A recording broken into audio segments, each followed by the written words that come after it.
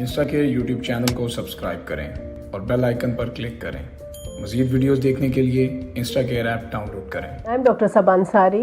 I am consultant gynaecologist at integrated medical care hospital defence Lahore. आज हम बात करेंगे शुगर का मर्ज प्रेगनेंसी के दौरान, या इसको हम कहते हैं gestational diabetes during the pregnancy.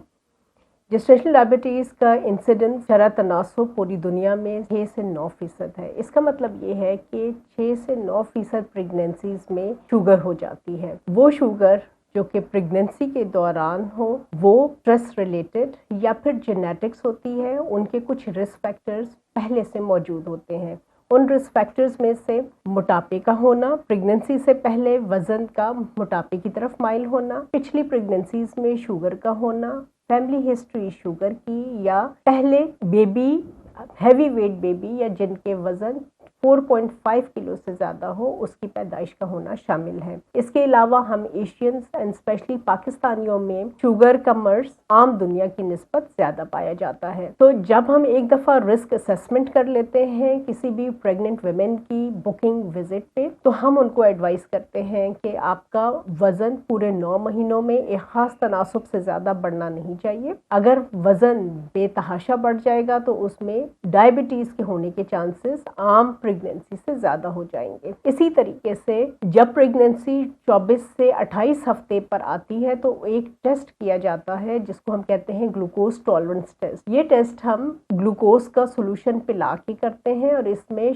Blood के 3 लेवल्स हम चेक करते हैं जिसपे हम शुगर के होने का मालूम करते हैं। उन 3 लेवल्स में से कोई सा भी एक लेवल अगर नॉर्मल से ज़्यादा हो जाए तो हम उस पेशेंट को डायबिटिक या प्रेगनेंसी में डायबिटिक तस्वर करते हैं और उनकी ट्रीटमेंट हम उसी लिहाज से करते हैं। शुगर का मर्ज प्रेगनेंसी के दौरान मुख्तलिफ तरीक़ों से ट्रीट किया जाता है। उसमें पहले नंबर पे हम ग़िज़ाई चेंजेस के बारे में बताते हैं। हम पेशेंट्स को कहते हैं कि अपनी डाइट को मॉडिफाई कर, मीठे खानों से परहेज करें, ड्रिंक से, बेकरी आइटम से परहेज करें और अपनी कार्बोहाइड्रेट्स को कम से कम कर दें। एक हफ्ता अगर वो डाइट कंट्रोल पैटर्न के ऊपर चले और ब्लड शुगर के 6 लेवल्स मॉनिटर करें, जिनमें से हर खाने से पहले एक दफ़ा और खाना खाने के एग्जैक्ट 1 घंटे के बाद का लेवल है। अगर वो सारे लेवल डाइट कंट्रोल से नॉर्मल रहते हैं तो फिर उस पेशेंट को हम प्रेगनेंसी में सिर्फ डाइट कंट्रोल पे ट्रीट करते हैं और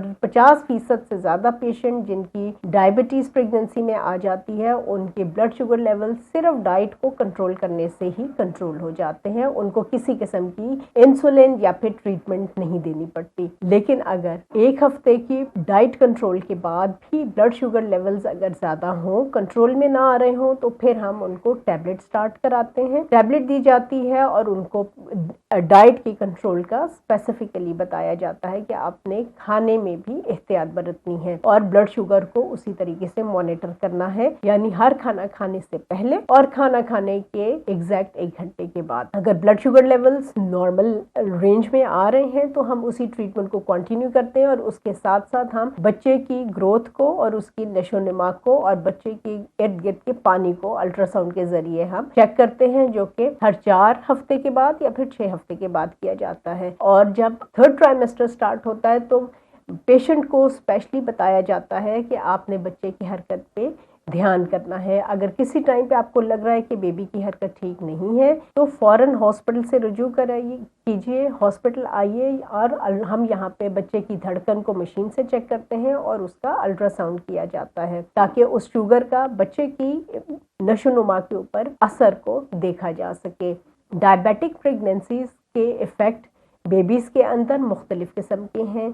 बेबी की ग्रोथ ज़्यादा हो सकती है, उसके इर्द गिर्द पानी ज़्यादा हो सकता है। अगर ग्रोथ ज़्यादा हो जाएगी, उसके इर्द गिर्द पानी ज़्यादा हो जाएगा तो उसकी डिलीवरी में मुश्किलात हो सकती हैं। ऐसी प्रेगनेंसीज़ को हम कुदरती दर्दों का इंतज़ार नहीं करते बल्कि वक्त से पहले हम इंड्यूस कर देते हैं एबनॉर्मल या फिर उसको मसनूई दर्दें लगा के उसकी लेबर को इंड्यूस कर देते हैं। अगर कोई कॉम्प्लिकेशन शुरू हो जाए डायबिटीज़ की, लाइक पानी ज़्यादा हो गया है या फिर बच्चे पानी ज़्यादा होने की वजह से बच्चे की पोजीशन डिफरेंट हो गई है या बच्चे का वज़न नॉर्मल से ज़्यादा हो गया है, तो फिर वो डिलीवरी नॉर्मल की बजाय सिजेरियन सेक्शन की तरफ चली जाती है। और अगर माँ की शुगर अनकंट्रोल हो तो माँ को मुख्तलिफ किस्म के इन्फेक्शंस के होने का डर होता है, जिनमें सरे फहरिस्त हैं विजाइना की infection, vaginal discharge, but at the same time उनको नज़ला ज़ुकाम, खांसी, बुखार भी ज़्यादा आम लोगों से ज़्यादा होता है। इसके अलावा स्किन के इन्फेक्शन भी ऐसी खवातीन को ज़्यादा हो सकते हैं।